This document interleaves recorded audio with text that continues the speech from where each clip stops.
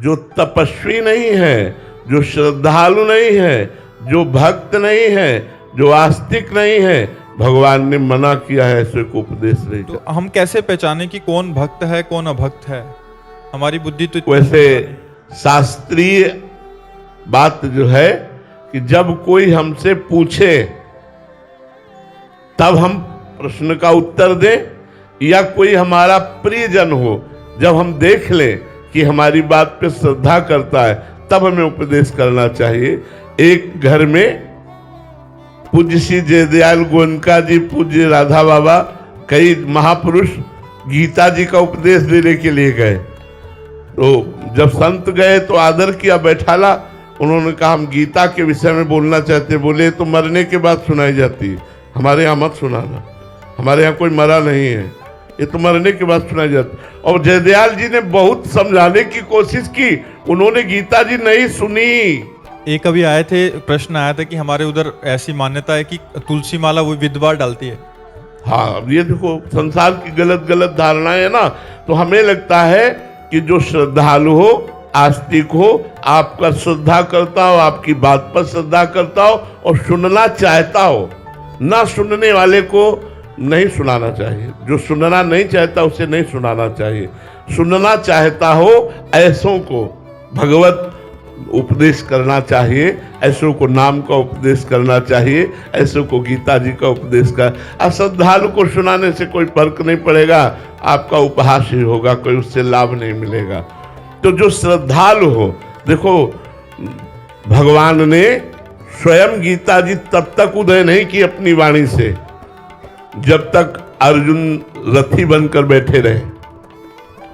जब नीचे उतरे, भगवान के चरणों में गिरे और कहा मैं आपका शिष्य हूं। कहा कार्पण्य दोषो प्रहत स्वभावा प्रच्छामि त्वाम धर्म सम्मूढ़ चेता।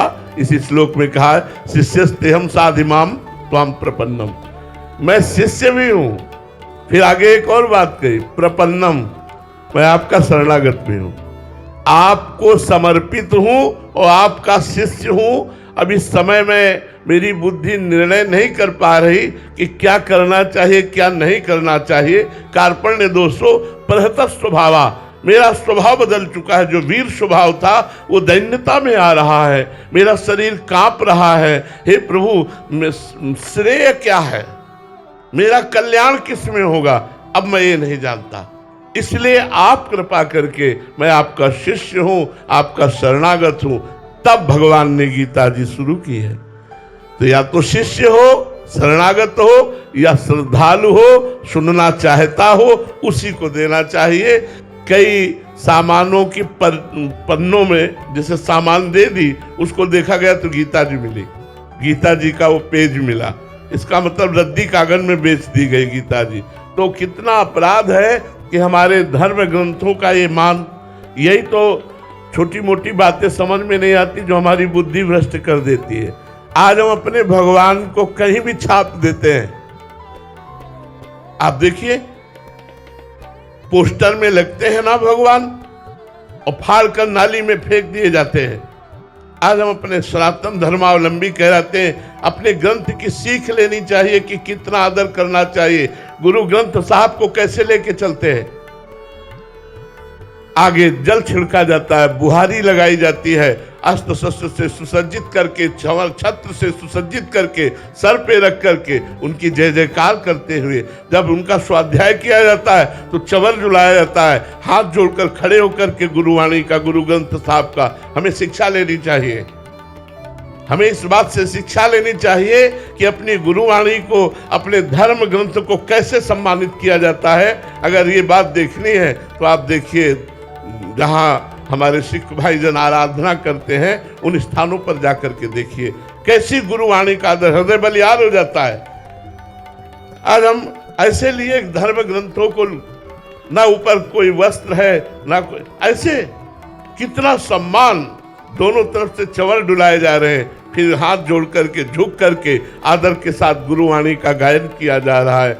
इसलिए हमारी प्रार्थना है कि हम गीता जी साक्षात भगवान की वाणी है, परम गुरु जगत गुरु की वाणी है। जो श्रद्धा रखता है, जो सुनना चाहता है, जो शरणागत है, जो शिष्य है, उसी को उपदेश करना चाहिए। सबके ऊपर रंग भी नहीं चढ़ेगा, क्योंकि शुरुआत ही श्रद्धा से होती है।